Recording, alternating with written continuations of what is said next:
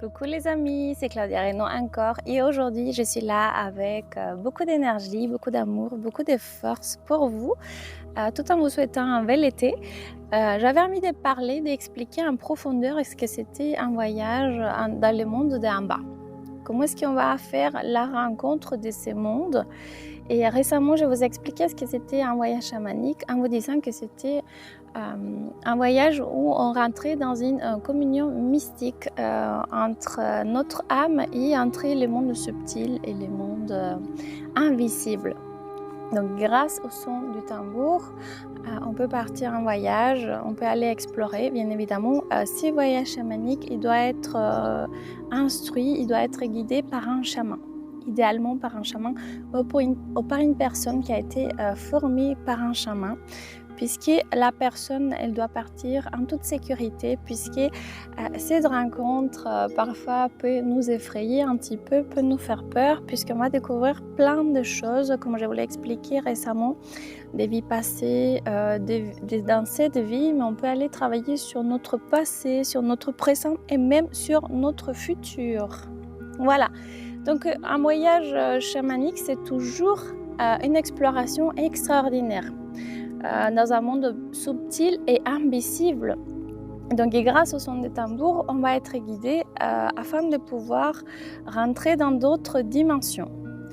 Pour ce qui concerne les mondes d'en bas, donc le monde d'en bas, c'est un lieu où on va aller rencontrer notre animal totem. C'est un monde qui est relié aux énergies terrestres, aux ressources instinctives et dans lesquelles donc on va pouvoir faire la rencontre soit de nos animaux de pouvoir, soit de notre animal totem.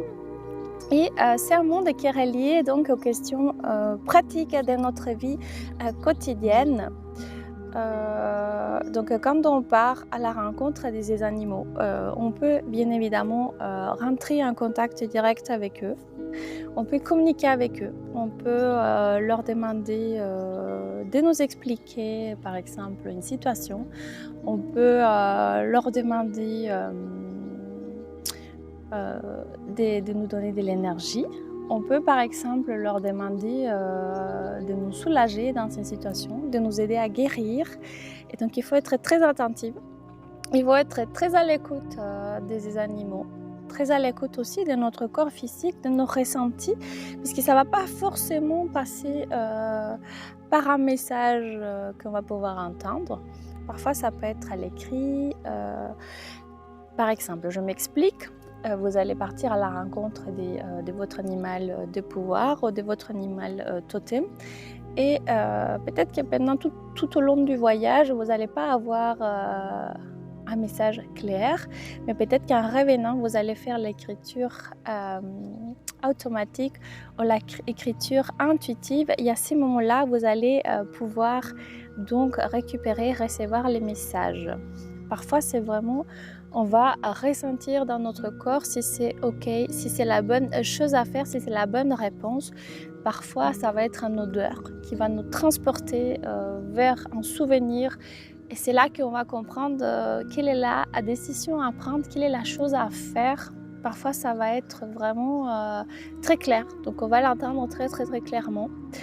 Et voilà, donc les animaux, ils peuvent nous aider énormément.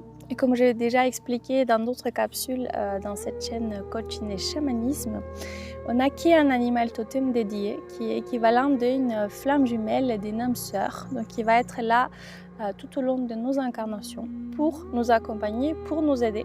Mais après, il y a aussi nos animaux de pouvoir. Donc c'est des énergies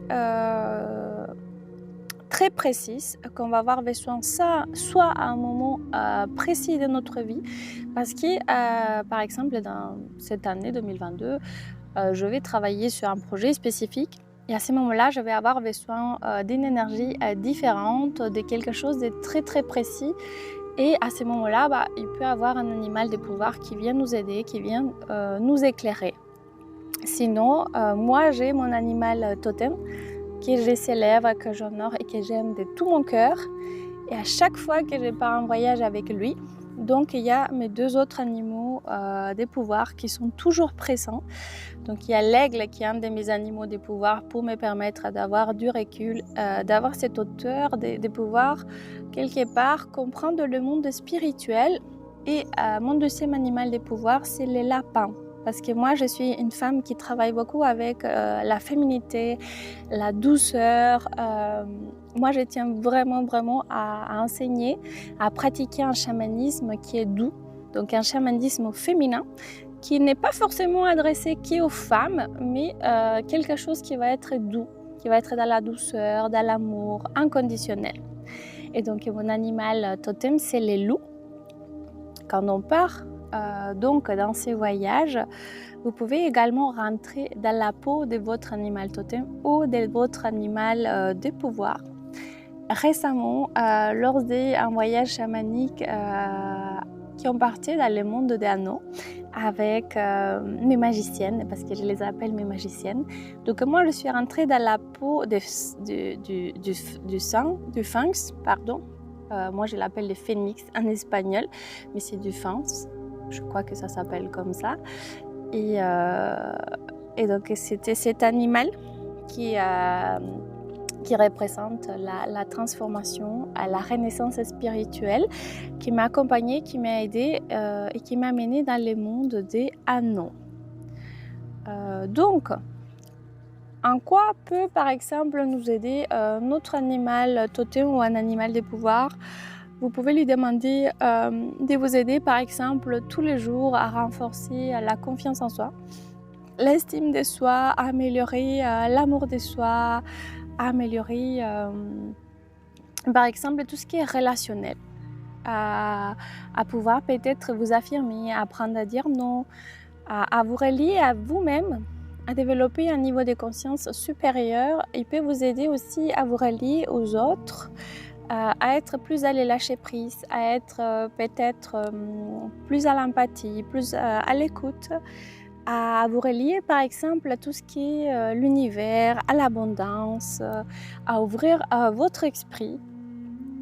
Voilà, ou alors simplement vous aider à prendre une décision, ou alors vous donner, vous offrir un soin énergétique et spirituel.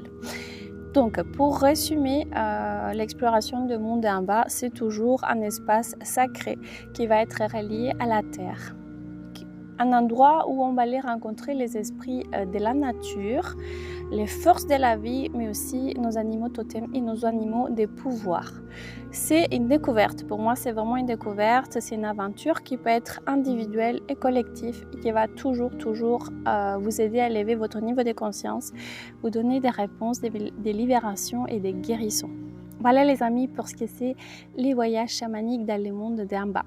Je vous embrasse de tout cœur. Likez, passez un bel été, commentez, partagez et je vous dis à très bientôt. Au revoir.